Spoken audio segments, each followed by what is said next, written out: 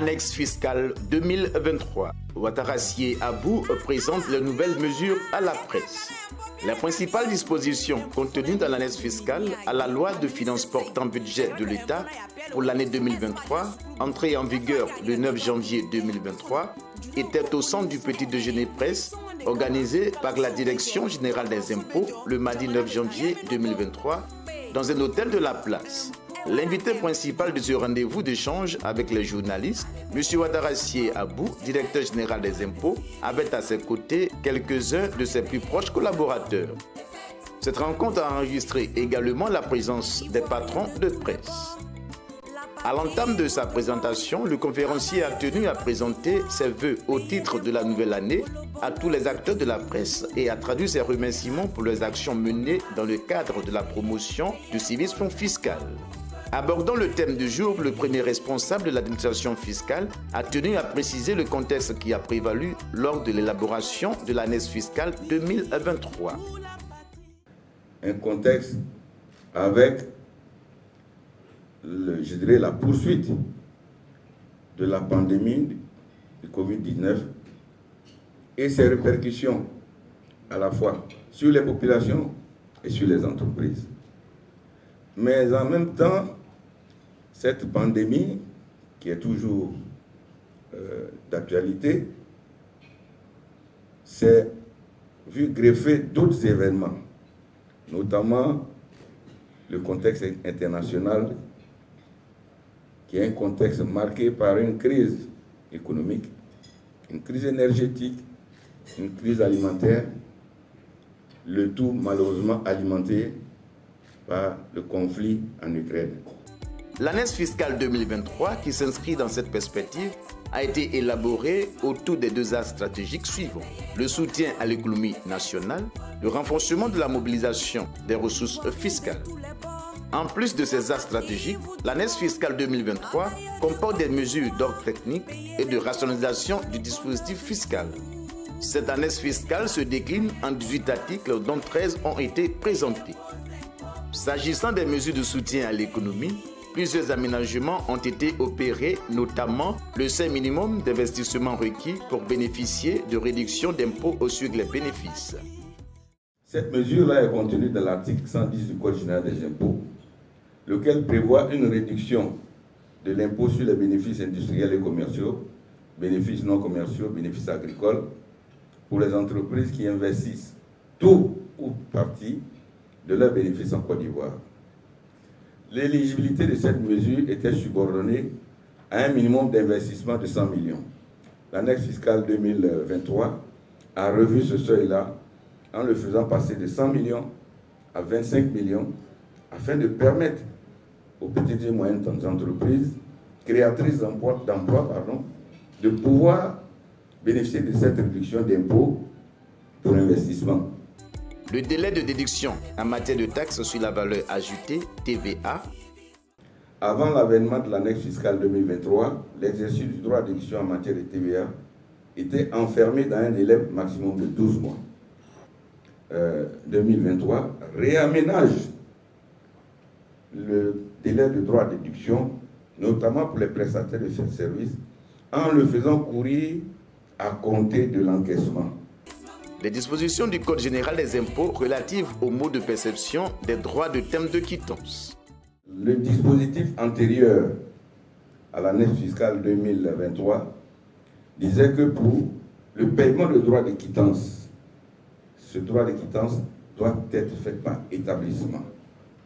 Il a été décidé dans le cadre de l'annexe fiscale 2023 que les entreprises rassemblent l'ensemble de leurs opérations en une seule déclaration. Donc, on passe d'un système de déclaration multiple à un système de déclaration unique.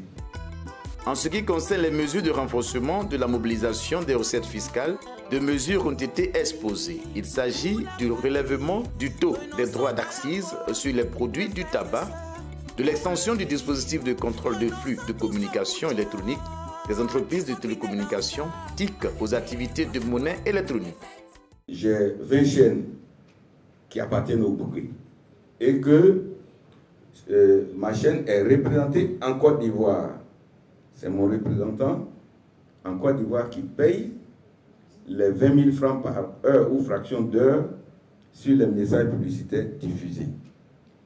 Mais l'autre qui est sur mon bouquet, mais qui n'est pas résident en Côte d'Ivoire, je ne peux pas payer la taxe à sa place. Et donc, pour ne pas pénaliser les diffuseurs qui sont installés en Côte d'Ivoire, tout en les mettant au même pied d'égalité que les entreprises ivoiriennes qui exercent dans le même secteur d'activité, il a été décidé donc de réaménager ce dispositif et faire en sorte que seules les chaînes ayant des représentations en Côte d'Ivoire et qui font la diffusion du message publicitaire sur leur bouquet, que seules ces chaînes-là soient redevables de la taxe. Il s'agit de systèmes que nous allons installer chez tous les opérateurs de téléphonie et de transfert d'argent qui nous permettent de connaître le montant exact des transactions qui sont effectuées. Vous avez remarqué depuis un certain nombre d'années, il y a un réaménagement qui est fait progressivement sur les tabacs. L'annexe fiscale 2023 ajoute un point de taxation sur l'ancien taux. Je rappelle qu'on était à 40%. Il y a deux réglementations communautaires d'ailleurs sur la question. La réglementation de l'UEMOA fixe le minimum de perception en matière de droits d'accise à 50%, mais la CEDEAO est plus ambitieuse, c'est 70% de minimum. L'annexe fiscale 2023 passe de 40 à 41%, mais avec un taux cumulé de prélèvement sur les tabacs qui s'établit aujourd'hui à 48%. Pour les mesures de rationalisation du dispositif fiscal, de nouvelles dispositions ont été prises. On note le relèvement de l'indemnité de transport exonérée en matière d'impôts sur les traitements et salaires. L'indemnité de transport, elle est partie de récemment de 19 000 francs à 25 000 francs. Ensuite, le montant a été rehaussé à 30 000 francs.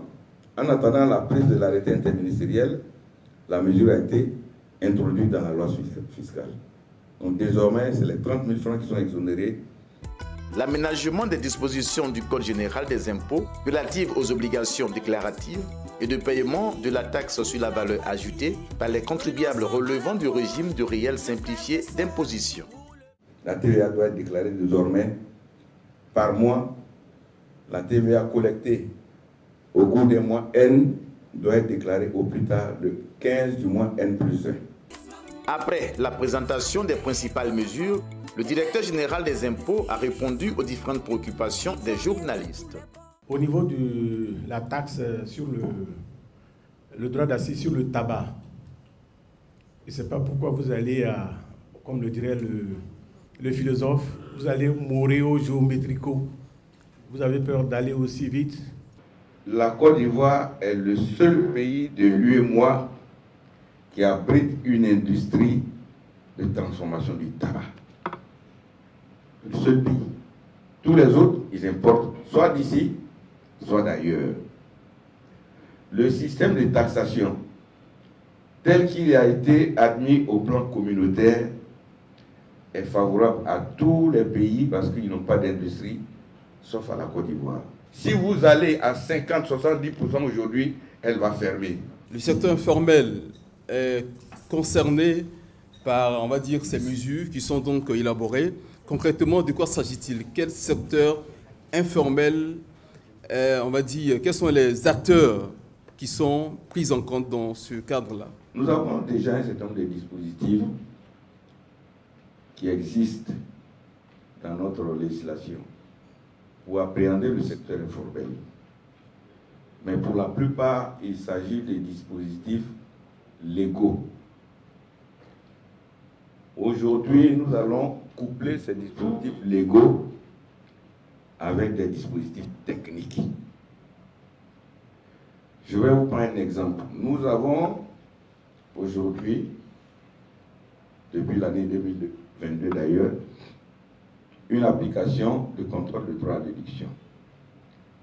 Cette application est conçue de telle sorte que si vous, monsieur Hakim, vous traitez avec moi et que vous n'êtes pas connu, si je rentre votre facture et qu'elle arrive sur le serveur des impôts, le serveur va rejeter la facture pour dire, monsieur, vous avez traité à monsieur Hakim, nous on ne le connaît pas, la facture qu'il vous a faite n'est pas valable, vous ne pouvez pas récupérer la TVA.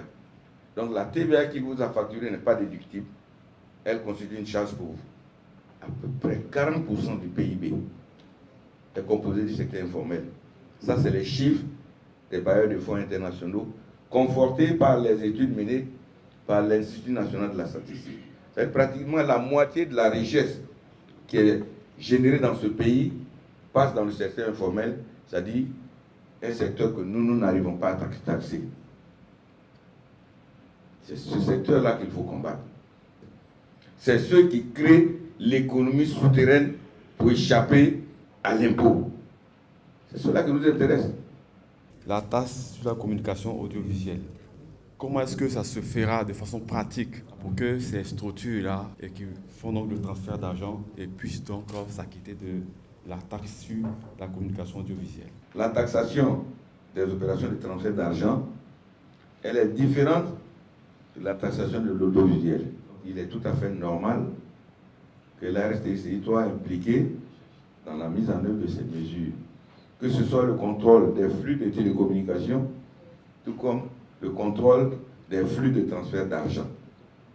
Donc effectivement, la RSTCI est partenaire, mais c'est partenaire technique, parce qu'en tant que régulateur, c'est eux qui connaissent le métier.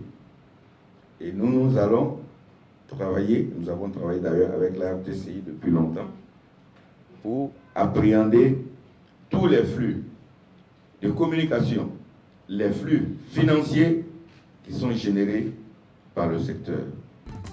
Au terme de la rencontre fortement enrichissante, quelques journalistes ont livré leurs impressions. Cette année 2023, l'impôt veut favoriser, en tout cas la population ivoirienne, permettre à ce que les Ivoiriens vivent mieux. Il faut savoir que le marché nous a fait perdre de l'argent à l'État de Côte d'Ivoire. Nous, en tant qu'hommes des médias, nous allons relayer l'information pour que l'État puisse retrouver tous ses membres en encaissant les différentes taxes pour que ça puisse contribuer au développement de l'économie. C'est un document qui concerne les 30 millions d'Ivoiriens et on a vu qu'il y a beaucoup d'évolutions concernant, c'est-à-dire l'informel. Ils veulent augmenter l'assiette fiscale pour pouvoir renforcer l'économie de la Côte d'Ivoire. Donc c'est vraiment à saluer. On encourage vraiment tous les acteurs qui participent à cela et on espère que d'ici la fin de l'année, les choses vont s'améliorer. La rencontre a été une tribune pour la Direction générale des impôts et un excellent cadre de promotion des nouvelles mesures contenues dans l'année fiscale 2023. C'est un message très fort qui nous est lancé à travers cette année fiscale. Et je souhaiterais que nos amis de la presse puissent en faire le meilleur écho auprès de nos populations. C'est un produit, nous devons en faire la promotion. J'ai coutume de dire qu'un impôt bien compris est un impôt beaucoup plus facile à acquitter. Ensemble, cultivons le civisme fiscal.